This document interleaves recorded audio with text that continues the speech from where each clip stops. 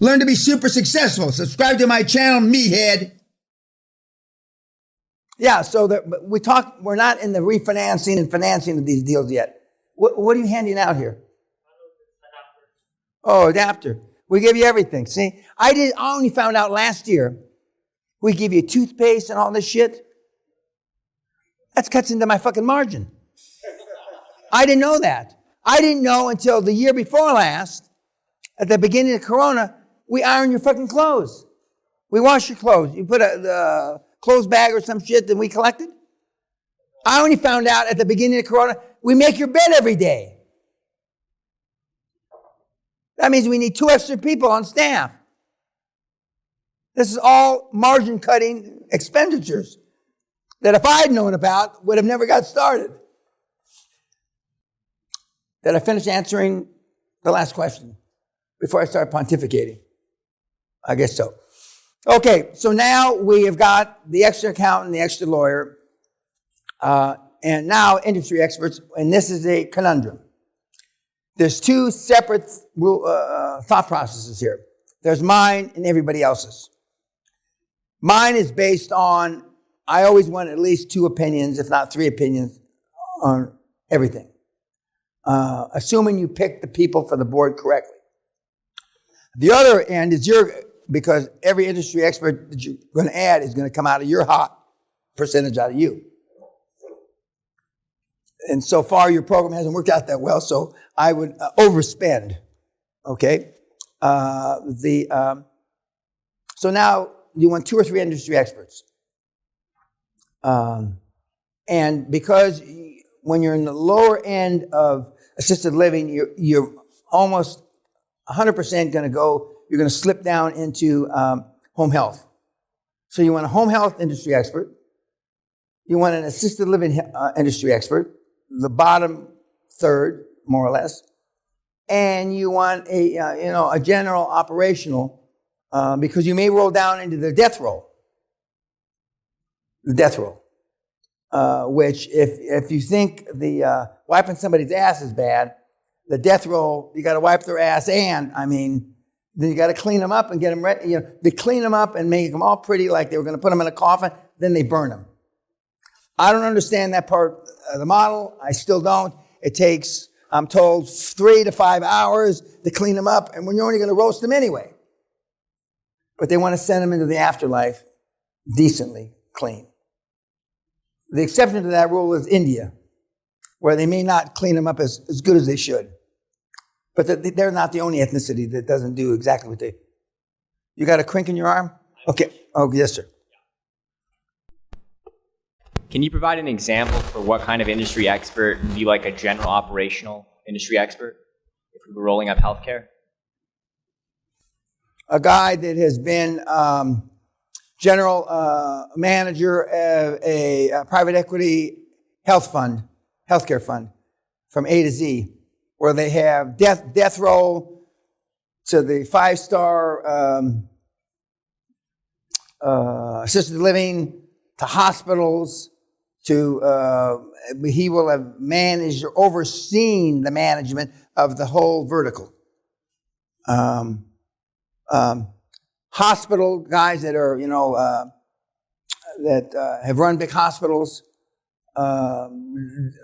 understand home health because they shove people there. They understand assisted living because they shove people there. But they haven't really managed it like a private equity guy or gal would have, because they've been responsible for the rates of return. Because once the hospitals wash their hands like Pontius Pilate of you, they're not interested in the ROI, return on investment. Whereas the private equity person would still be interested in the ROI because they're managing it. That's part of their portfolio.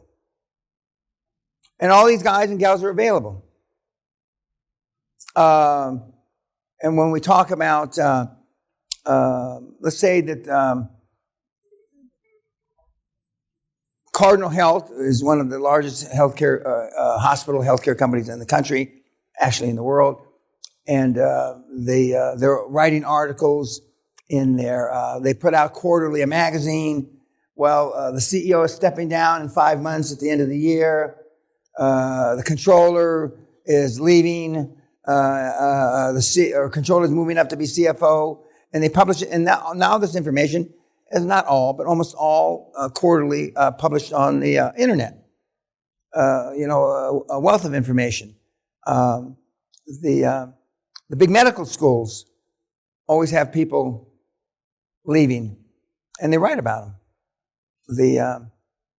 But there's no shortage of healthcare professionals.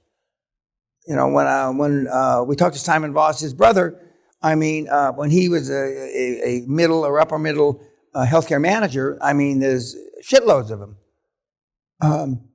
And as he would say, if he were here, not all of them are good, but if you come from that industry, you can better appreciate or better ascertain whether these people are any good or not. Now, I can because I've been around. I've been looking at healthcare since the late 80s, even though I wasn't involved in it. When I told Rick Scott, healthcare, telco, which telco turned into internet.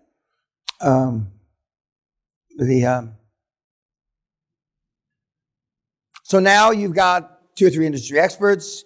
So now this magic show, and it's kind of like Cirque du Soleil. You got people swinging from all these things, and you're trying to keep the balls in the air, and you don't know shit.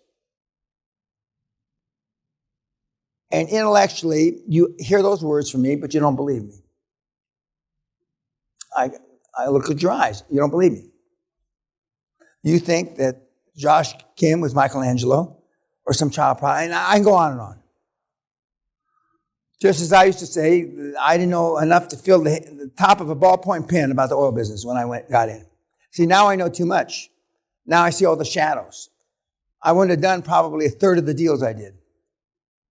I would have made 2/3 less money. So you don't want so much information that it keeps you from pulling the trigger. And you have to have the balls, the grit, the temerity, to when you're bored, all say one thing, and we're going to do it this way. And most of you in this room don't have the experience to do that. We'll give you the benefit of the doubt that you got the sacks, which is a lie, but let's just say you got the sacks to do it. You'll question your experience, and you'll think, well, I only have one time at this swing at the plate, which isn't true, but that's what you'll think.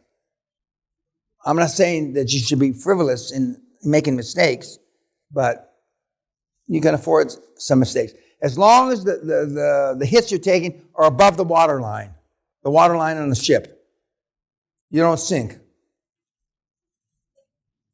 The system keeps you from taking hits below the water line, where you do sink. And when you follow the steps correctly, you'll make mistakes, but they'll be above the waterline hits. And the question, and it's in your templates, when they're all vote against what you want to do, will this decision sink the company? And when they go, no, of course it won't sink the company, you got your answer. But what they're concerned about, and rightfully so, you don't have shareholders yet, except them. They're looking at their shareholders' equity being diminished. Remember, they got their fucking shares for free. But they'll act like they paid $1 jillion for them. But they got them for free. So, will this sink the company? Will this end mankind as we know it? And they'll say no. Because it will be within the guidelines of the scripts that I've given you. And there's no decision that you'll make that is going to tank the company. It's not possible. And when we talk about financing, we're not going to cross-collateralize. Acquisition 1 is in a separate company. I'll talk about this in a couple of days. Acquisition 2 is in a separate company. 3, 4, 5, 6, 7, 8, 9, 28. Now, I think we have three acquisitions that are all across the street from each other in the same company, same shell. But separate companies, so if number 8 tanks, it doesn't take down 1 through 7. And the banks will lick your ass to get you to cross-collateralize. Because that makes their job easier. And if you want to have some fun, as Sally would say, or the bankers, you'll be too scared because you'll think that they're going to pull you or whatever. Well, doesn't that make it easier for you to take the whole company down when you cross-collateralize?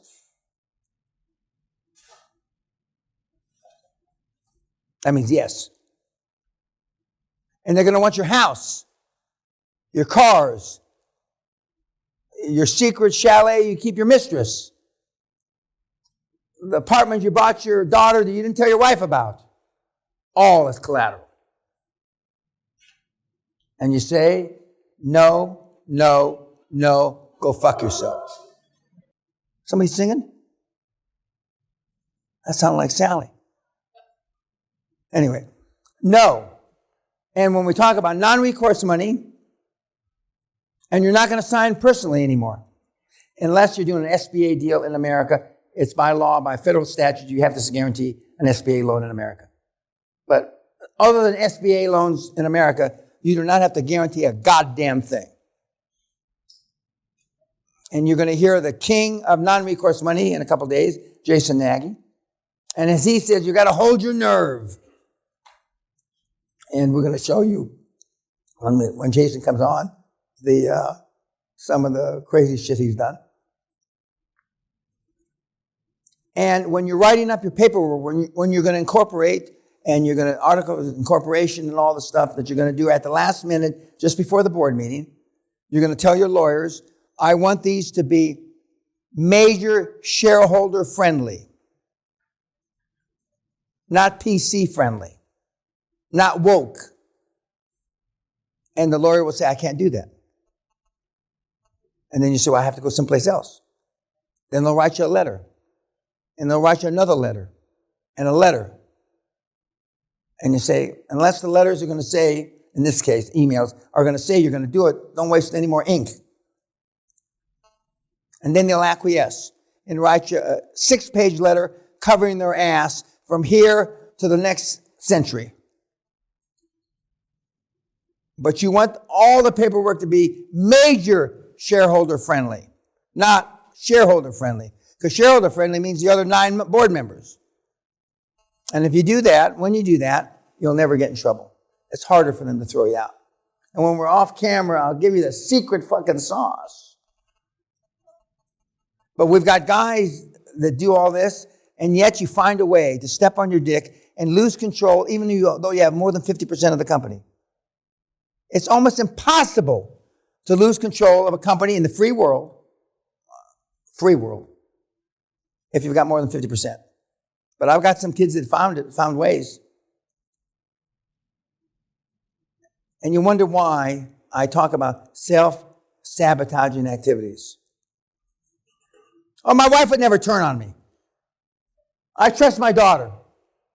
I go on. I've seen daughters cut the throat of their father in front of his brothers and sisters.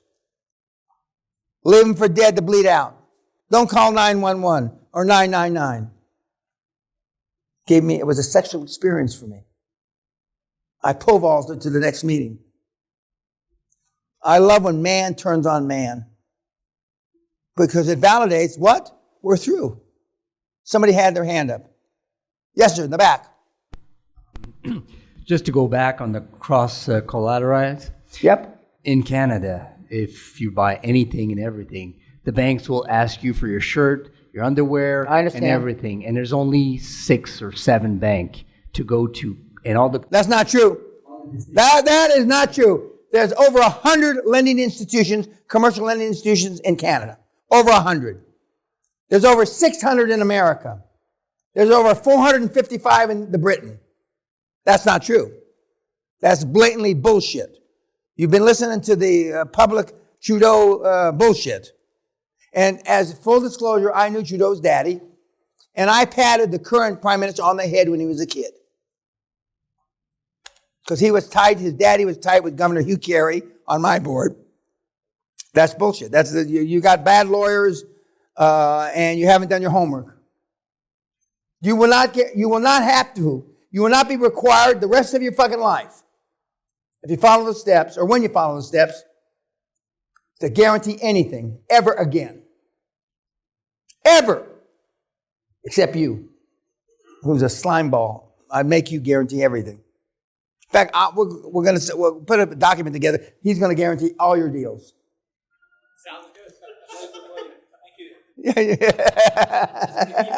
Okay. I loved India. You know, I've got 3 million pores, and I've been fucked in every one of them twice. But 3/4 of those fucking came in India. And they got this little weenie black dicks. I mean, it doesn't hurt that bad, but I mean, it's quite remarkable. Oh, I would never tell anybody, Mr. Peña. That night on the internet, Gopinath, chief of security, spills his guts, all lies. Whenever they call you uncle in India, you're about to get fucked. Any other questions? I have stories about Korea, China, Tasmania, all the same. But they have little weenie dicks too. Africa, they don't have such weenie dicks. It hurts when they stick it in your pores. Okay, YouTube.